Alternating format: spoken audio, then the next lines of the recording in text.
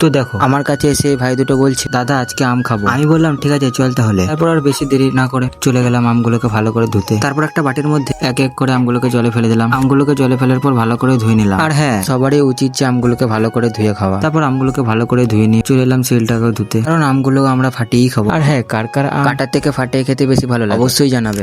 তারপরে এই প্রথমে আমটা নিয়ে নিলাম, তারপর ফাটাতে লেগে পড়লাম। তারপর কিছুক্ষণ পর ভাবি এগুলো হালকা করে ছুড়ে নিলে ভালো হতো, তাই দেরি না করে এক এক করে আমগুলিকে ছুলে নিলাম। ছুলা হয়ে যাওয়ার পর আমগুলিকে শিলে ফাটিয়ে নিলাম। তারপর ফাইনালি তারপর এই যে দেখতে পাচ্ছ নুন লঙ্কা হলুদ জিরে সরি হলুদ দেবো। তারপর এই যে জলজিরের প্যাকেটগুলি এক এক করে কেটে আমের মধ্যে দিয়ে দিচ্ছি। তারপর পরিমাণ মতো কিছু লঙ্কা গুঁড়ো আর নুন আর এই যে দেখতে পাচ্ছ কাঁচা লঙ্কা এটাও দিয়ে দিলাম। তারপর আমাদের আম মাখা রেডি। এরপর চলো টেস্ট করা যাক। তারপর ফাইনালি ভাই দুটোকে দিয়ে দিলাম একটা করে। কেমন লাগছে বল খেতে? ওরা তো বলছে সেই লাগছে খেতে। তারপর আমিও নিয়ে নিলাম, এই যে দেখতে পাচ্ছ।